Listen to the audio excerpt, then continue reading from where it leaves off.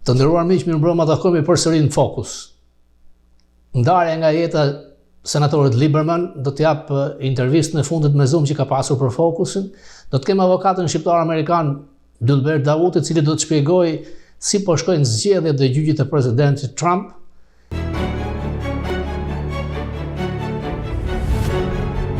Intensiteti dhe madhësia dhe urrëtia shumë e madhe. And they knew that the only person who would have given that green light would have been Jared Kushner because ja, aty nuk I lejohet, por gjatë procesit të përdatimit he talked about the mini Shenzhen zone. Well, no, when you think in the first term for Jared Kushner and Ivanka Trump to serve in the White House, I think they damaged themselves. I don't think they will serve if there's a second Trump term.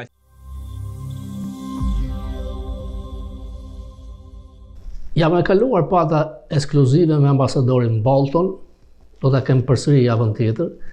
Folëm për nepotizmin si nga familja Biden, por dhe nga familja Trump. Dhe vendet vogla në Ballkan janë të ndikuara pikërisht nga tentakulat e fëmijëve të llastuar të dy kamrave presidenciale për të shfrytzuar pasuritë kombëtare të Shqipërisë, Serbisë, Kosovës, ndaj të paktën media duhet flasë. Opozita ka zgjedhur të bëjë me mecin. E thash dhe javën e kaluar që Kushner, njihet si I falimentuar I madh për real estate në Manhattan, nuk ka asnjë përvojë për rizorte, do të veprojë thjesht si sekser për të cilë parat arabe dhe një oligark rus në një ishull I fortifikuar, bazë ushtarake dhe I mbrojtur. Gazetarja e quajtur Ward tha se edhe ajo aurol që është shkritur se gjoja Kushner zhvilloi paqen në lidhjen e mesme, ishte e kundërta. Dëgjojmë edhe një herë. And they knew that the only person who would have given that green light would have been Jared Kushner because no one else had, Jared Kushner was in charge of all communications between the US and Saudi Arabia. So far from solving Middle East peace, Jared actually pretty much almost put us into a war in the region. Then as the clock ticks on, this blockade continues. The Saudis are not able to get what they really want from it, which is to topple the rulers of Qatar and gain access to their extraordinary wealth. He tries a different route to get wealth. He rounds up members of the Saudi ruling families. The only branch he doesn't round up and imprison and take money from is his own family. He does all this under the he claims that he's doing a drive out of corruption, is an obstacle to all of this, and he succeeds in doing that. The irony of the whole thing is that in the spring of 2018, the Saudis arrive. The Saudi Crown Prince MBS arrives in Washington, and the president asks him for more money, asks him for $4 billion to help rebuilding Syria, and the Saudi Crown Prince drags his feet. Enter the Qataris, who see an opportunity, and they arrive in Washington and basically say, we've got plenty of money, but we need help with the blockade. Within 2 weeks, Mark, within a 2-week time period, the US withdraws its support of the blockade, and the Kushner's building, 666 Fifth Avenue, is miraculously bailed out in an extraordinary deal that nobody in real estate in New York thinks makes any sense at all. A Canadian firm, Brookfield, whose largest outside investor is the QIA, the Qatari Investment Authority, that is the Qatari government, basically does a $1.3 billion loan, a 99-year lease, all of which they pay up front. You don't have to be good at math or know much about real estate to know that that is a nonsensical, Nga ky investim I ndëruar I grupit të Kushnerit, personi që është më problematik është charlatani Grinell, I cili për një periudhë kohë të shkurtër ka qenë ambasador në Gjermani, si gay i parë, open gay, dhe krijoi probleme të mëdha derisa gjermanët e dëbuan. Duke qenë pjesë rrethit fëmijëve të lastuar të presidentit Trump, arriti i tij ishte përkohësisht si i ngarkuar me detyri drejtori i inteligjencës dhe si i dërguari special i Ballkanit, kur ishte ajo marrëveshje qesharake në fakt midis Serbisë dhe Kosovës, ku unë nënshkrua një dokument i pakuptimt midis dy përfaqësuesve dhe presidentit Trump, madje në dy tavolina shumë të vogla si fëmijë në një kopësht. Dhe në atë konferencë shtypi, Grinell nuk dinte të thoshte atë Schengenin, por e ngatronte me Schengen, edhe një herë. Zone. He talked about the mini Shenzhen zone. Well, now, when you say Shenzhen, do you think Shenzhen as in China's province or Schengen like in Europe? Because you couldn't figure it out. Europe. The US. Në fakt, Grinell ka kohë që ka hapur si një tymnaj që do të jetë sekretari i Departamentit Amerikan të Shtetit nëse Trump do të fitojë në Shtëpinë e Bardhë. Ambasadori Bolton më ka thënë se kjo mund ngjas, sepse është tipiku i atyre njerëzve që janë besnik të verbër ndaj presidentit Trump. Dhe sipas Boltonit, presidenti Trump do kërkojë figura të tilla në administratën e re nëse ai fiton përsëri. Grinell mund mos kaloj në Senat këtë post lartë dhe zyrtarët e presidentit Trump kanë thënë që deri tani nuk është folur për asnjë post kabinetit të ardhshëm. Por Trump në një deklaratë ka thënë që ai është i dërguari im kur Grinell shkon në vende të ndryshme, siç ishte rasti i Guatemalës.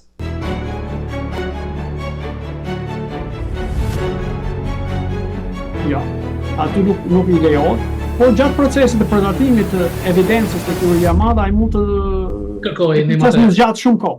Proces mund të zgjatë shumë kohë dhe këtu në rastin e Trumpit ka kritika që nga ana politike thuhet. Correct. He was a super in one of the buildings that is owned by the defendant, and at the same time, they give him the contract to do a job, which means that he's basically trying to chew much more than he can swallow.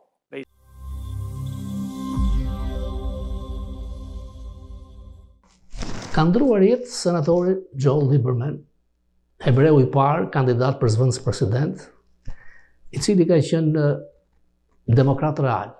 Madje ka qenë kundër presidentit Clinton në skandalin e tij në Shtëpinë e Bardhë, ka votuar për largimin e tij, ka mbështetur Haptas McCain dhe jo Obamën në fushatën elektorale, humbi për të rizgjedhur në primare si demokrat pas kësaj, por si independent fitoi prapë. Dhe ka qenë 4 herë në Senat pra 24 vite. Kam patur shansin ta kem me Zoom për Fokus. Ndërkohë kemi parë protestat me ndikim nga e majta në kampuset e kolegjeve, intensiteti dhe madhësia dhe urrëtia shumë e madhe. Jo vetëm që është kundër Izraelit, por ata i shikojnë si djallëzor Biden dhe Netanyahu.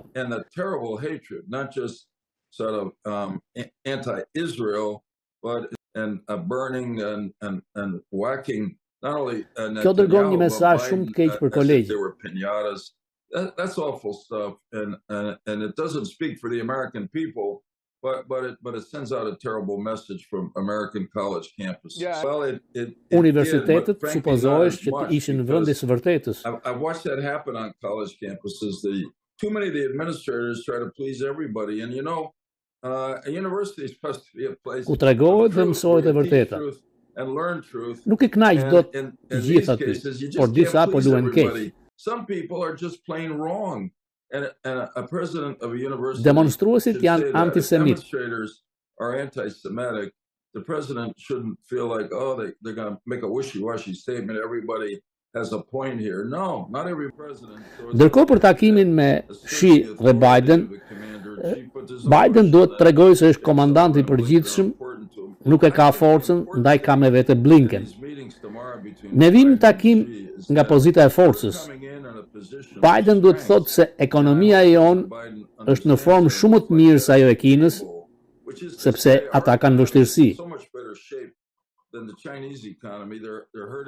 Nuk duhet i shajnë, por të arrijmë disa marrëveshje. Ata janë konkurrues, sfidues me ne.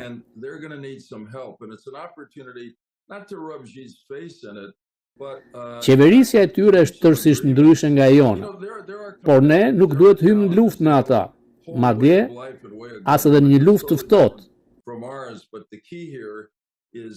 We don't want to get in a war with them. We don't even want to get in a cold war with them. And it would be great if we can come out with some agreements from this meeting in San Francisco. Maybe the beginning of looking at some of the tariffs to see which ones. Mund të nisi me heqjen e tarifave, që na kanë dëmtuar shumë, dhe Kina të pranojë të ulfutjen e fentanil në vendin tonë.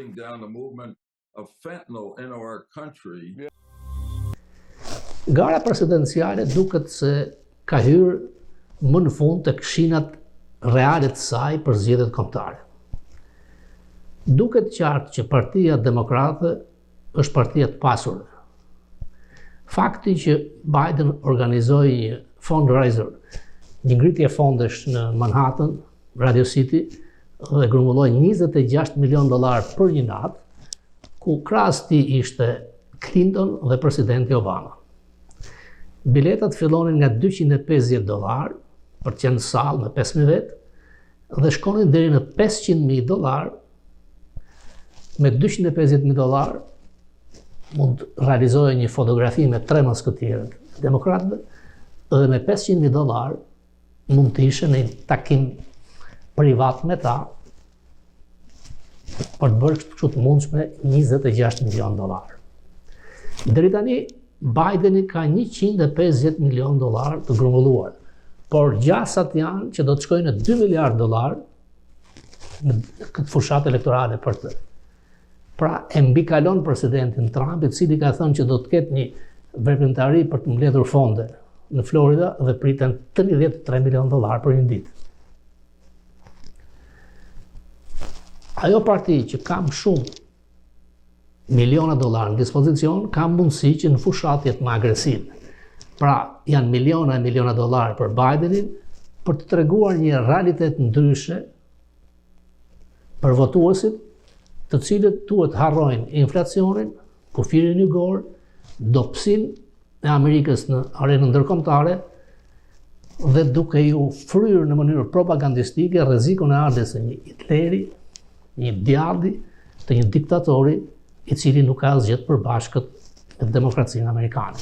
Këto janë akuzat e palës uakiste të majtë. Ndërkohë Trump dje bëri një lëvizje të zgjuar kur 3 moskëtierët ishin në aktivitetin pompoz për mbledhje fondesh, mori pjesë në funeralin e një oficeri policie të bardhë i vrarë në detyrë. Krimi në New York ka shkuar në shifra skandaloze. Po sa mund të paguaj një shtetas amerikan? Është rreth $3.300 për një cikël elektoral, por mund të paguaj deri në $41.000 kur paguan për një parti politike dhe $3.300, çift shkon 6.600, mund t'i paguaj për disa kandidatë, jo për një. Pra, gjithçka janë dollarët, janë financimet e mëdha. Pollet aktuale tregojnë se presidenti Trump, nëse zgjedhjet do të mbaqen aktualisht, është fitues, sidomos në ato shtetet betejat. Por problemi është se ato dukuri të quajtura si vjedhjes votash 4 vite më parë, do të ngjasin përsëri. Dhe më e rënda është votimi me zarf, sepse u provua që $400 milion do dhënë nga Facebook, ku grupet caktuara demokratëve shkonin për shtëpitë të moshuarve dhe i mësonin se si të votonin. Plus që ka filmime me qindra me mira, se si hidhen me mira vota në ato që quheshin kutit postare për votat, pra të vendosura engas ndan rrugës dhe të pambikëqyrura dhe të paruajtura nga askush. Nëse Biden ka vjedhur zgjedhjen duke përfshirë edhe këtë dukuri, kur Trump ishte president, ç'mund ngjas tani kur Biden e kontrollon gjithçka. Amerikanët nuk arrin 6 janarin, atë përplasje të madhe, përplasje kulturash. Në qoftë se shohim fushatat, në qoftë se duam të bëjmë një krahasim me ato veprimtari politike në Shqipëri, ka ndryshim të madh. Në Amerikë shikon vetëm Trump që flet nga republikanët, Biden nga krahu tjetër. Pra, në tribunat elektorale nuk ndodh në Shqipëri që dalin amator, të panjohur, anonim, mediokër në këtë korë të madh. Jo aq shumë nga krahu i PS-s, Rama është autokrat e kontrollon, tek PD-ja jo. Flitet që do të votojë edhe Mërgata në Shqipëri, dhe idet janë për votimin me zarf. Kur votimi me zarf ka treguar që është i dështuar dhe objekt vjedhës në shumë vende të botës është ndaluar. Në qoftë se do të lejohet të votojë Mërgata, duhet ngjetur mënyra që votat mos vidhet. Votimi nëpër konsullata, ambasada, nul, sepse kontrollohen nga shteti. Votimi me zarf është provuar i dështuar dhe i manipulueshëm kudo.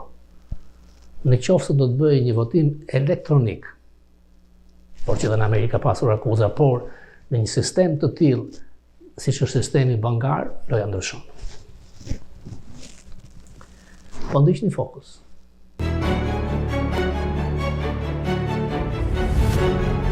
I will go to Zoom. If I call on you, please unmute yourself and ask your question. Robert Papa. Hi, Robert Papa, MCN Albania. A është e vërtet që pilot nga Ukraina do stërvitet në bazën e NATO-s në Kuchov në Shqipëri? I haven't heard that. You don't have it? Armët taktike bërthamore të Turqisë do të vendosen në bazën e Kuchovës. E vërtet?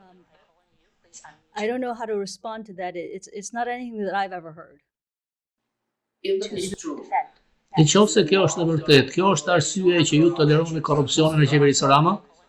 I don't think I have anything to say to those questions, Mr. Papa. But I appreciate your political perspective. Thank you, man. Thank you for this question.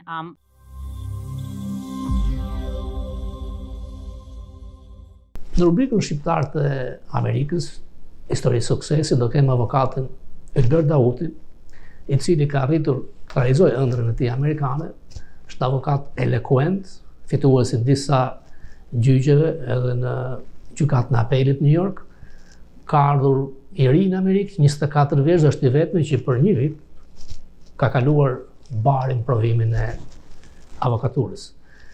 Për dikë që vjen nga Shqipëria, që ka mbaruar për drejtësi, siç do të ma thoshte edhe avokati, duhet vetëm 9 muaj një master, të jepet provimi, pra nuk është e nevojshme të shkosh në shkollë nga e para, si mos ngjas për profesione të ndryshme. Por në Amerikë kemi 2 grupe avokatësh, një grup që kanë ardhur me diplomën e mbaruar në Shqipëri, dhënien e provimit, dhe një grup të rinj që kanë filluar shkollën, që ka shkuar në proces, dhe për law, për avokat, nuk është në Shqipëri, duhet përfundosh një college, një universitet, dhe në bazë kësaj është ajo graduated school 3 vjeçare. Dhe provimi për të pranuar nuk është aq i lehtë. Jo si në Shqipëri që është kthyer në një mod, thuajse gjithkush pa mesatare, pa provim, mund të shkojë në një shkollë për drejtësi dhe janë jo të pakta rastet që mund të kesh përfunduar për drejtësi, për juridik dhe mund të jesh si kamarier. Ndodh edhe këtu. Është tregu punës që vendos gjithçka. Të ndjekëm intervistën pra me Elber Dautin për zgjedhjet, për gjyqjet e shumta ndaj presidentit Trump dhe ku duhet të qëndrojnë shqiptarët në këtë zgjedhje Biden-Trump. Avokat, fillimisht doja të pyesja për dikush që ka mbaruar për avokat në Shqipëri, çfarë duhet që të bëhet avokat këtu? Thjesht disa provime apo duhet të filloj shkollën nga e para? Për të bërë avokat në Amerikë nuk ke nevojë të fillosh shkollën nga e para, mjafton që të kesh mbaruar shkollën e drejtësisë në Shqipëri. Duhet të jetë një nga ata universitetet shtetërore që njihen në Amerikë dhe pastaj mund të regjistrohesh dhe të bësh një master këtu që është vetëm 9 muaj, master në studimet e drejtësisë, dhe pastaj në rast se do jesh në gjendje të kalosh provimin e avokatisë, do bëhesh avokat dhe do jesh një lloj si të tjerët që janë këtu në Amerikë. Pra kemi dy lloj avokatësh, një brez që kanë ardhur me shkollën e mbaruar në Shqipëri dhe një brez që kanë filluar shkollën nga e para këtu. Eksakt. Ata që kanë filluar nga para këtu, ata kanë bërë në Amerikë sistemi i shkollës së drejtësisë është i çik ndryshe nga Shqipëria, sepse këtu duhet të mbarosh që ne i themi shkolla lartë është college, pas shkollës së mesme në Shqipëri bën shkollën e lartë, këtu pas shkollës së mesme mund të futesh direkt në college, ne i themi universitet në Shqipëri apo shkolla e lartë, dhe pasi të kesh mbaruar 4 vjet atje, do të jesh në gjendje të regjistrohesh dhe të shkosh në shkollë të drejtësisë, ku duhet studiosh për 3 vjet, dhe pastaj ti nënshtrohesh provimit të avokatisë që ti jesh në gjendje të ushtrosh profesionin si avokat në Amerikë.